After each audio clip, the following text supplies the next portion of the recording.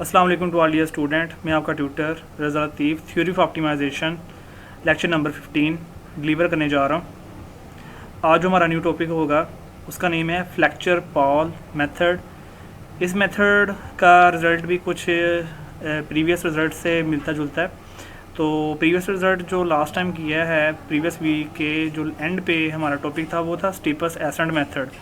तो वो भी मैक्सिमाइजेशन फंक्शन के लिए अटैच था। तो फ्लेक्चर पॉल मेथड भी मैक्सिमाइजेशन प्रॉब्लम के लिए ही होल्ड होता है ओनली ऑन। तो फर्स्ट ऑफ ऑल इसका एल्गोरिथम की तरफ चलते हैं। तो this method is also use for only maximization function. We understand this method then we use the following steps as express below.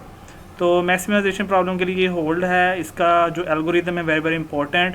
अच्छे तरीके से ऑल डियर स्टूडेंट्स इसको पिकअप करना है आप लोगों ने। तो इसकी स्टेप्स ऑफ कंस्ट्रक्शन को मेन टारगेट करना है और इन्हीं के ऊपर सारा वर्क होगा एप्लीकेशंस का।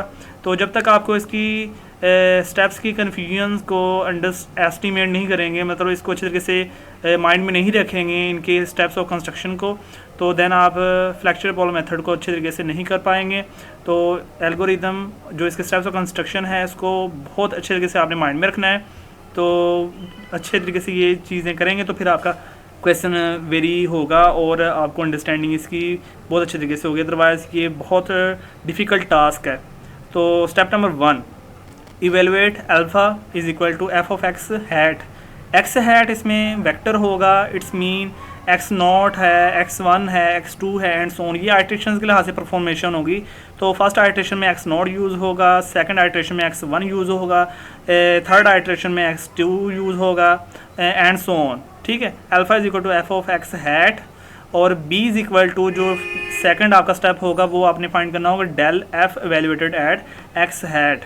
तो डिटरमिन स्टेप नंबर 2 में आपने क्या करना है, लेमडा स्टेरिक सच डैट। आपने फिर इसके लेमडा स्टेरिक के बाद क्या करना है, F of X hat plus lambda G B, जो कि फंक्शन के ऊपर आपने अटैक करवाना है इस फंक्शन की वैल्यू को और इसे क्या करवाना है, मैक्सिमाइज़ करवाने के लिए ये रिज़ल्ट होता है कि आप इस फंक्शन का अगर डेरिवेटिव डबल डेरिवेटिव जब एग्जिस्ट करवाते हुए लेस दैन ज़ीरो शो करवा दो तो वो हमारे पास जो ये वाला फंक्शन होगा ये मैक्सिमाइज़ हो जाएगा। यही हमने स्टेपस एसेंट मेथड में देखा था। तो when lambda is equal to lambda asterisk, मतलब मैक्सिमाइज़ के लिए हम कर रहे हैं तो लैम्डा स्टैरिक इसके लिए वर्डिंग यूज़ होगी। तो सेट इसके जो न्यू ड्राइव होगा जो डिस्कस किया जाएगा D is equal to lambda asterisk G B.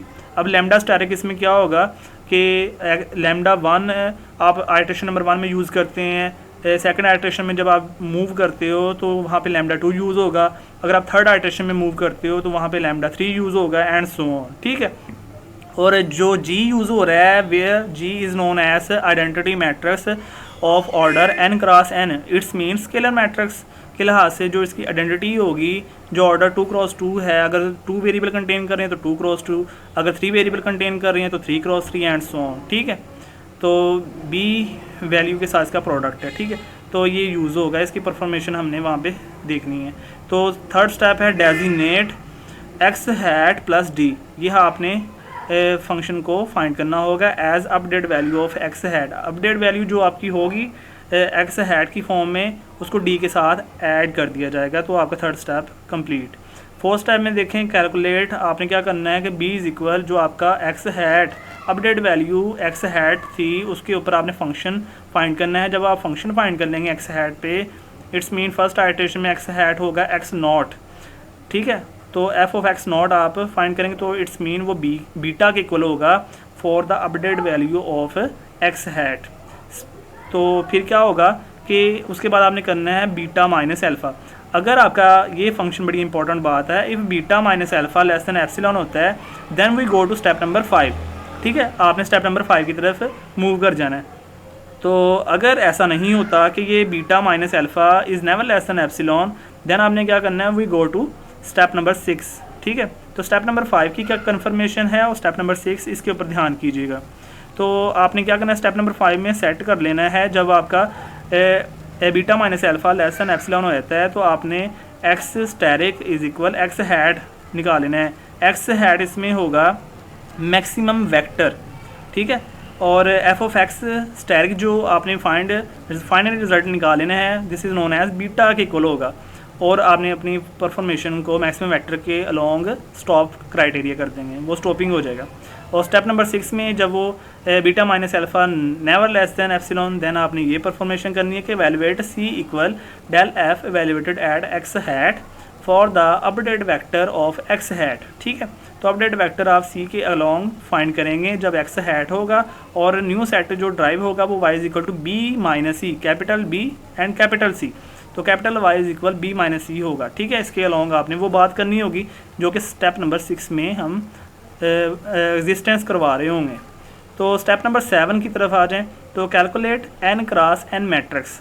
तो स्केलर मैट्रिक्स जो आइडेंटिटी मैट्रिक्स के अलोंग होल्ड हो रहा होगा, उसमें आपने ये दो टास्क आपने इवेलुएट करने होंगे। ये फर्स्ट टास्क आपका होगा कि कैपिटल एल आपने फाइंड करना है, और सेकंड टास्क आपका होगा कैपिटल एम फाइंड करना है। कैपिटल एल का ये रिजल्ट है 1/d transpose Y D D transpose. ठीक है, और एम के अलोंग जो होगा -1/y transpose G Y transpose into जी।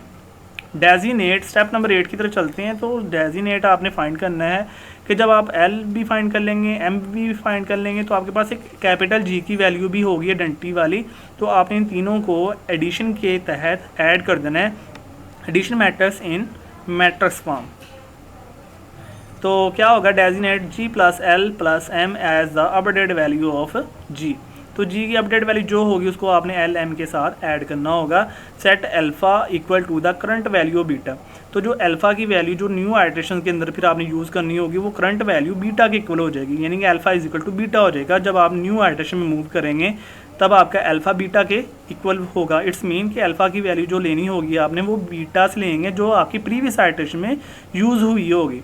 तो capital B equal to the current value of C, it's mean कि आपने जो बी की वैल्यू कैलकुलेट मतलब लिखनी है, जो आपने बी की वैल्यू न्यू आइट्रेशन में लिखनी होगी वो आप सी से देख के लिखेंगे, यानी कि सी की वैल्यू प्रीवियस आइट्रेशन में एग्जिस्ट होगी, आपने सी की वैल्यू को इस बी के इक्वल कर देना है। ठीक है, तो उसके बाद आप रिटर्न वापस आ जाएंगे जब आप न्यू आइट्रेशन की तरफ आपके स्टेप्स परफॉर्म हो रहे होते हैं। जब आपका स्टॉपिंग क्राइटेरिया भी ना हो तो आपने स्टेप नंबर 2 की तरफ मूव कर जाना है, और इस तरह आपके जो रिपीटेड स्टेप होंगे आपने इसी को परफॉर्म करते रहना है। ठीक है, ओके ऑल डियर स्टूडेंट्स, ख्याल रखिएगा। अगर किसी किस्म की इसमें कन्फ्यूजन हो तो आप मुझसे डिस्कस कर सकते हैं।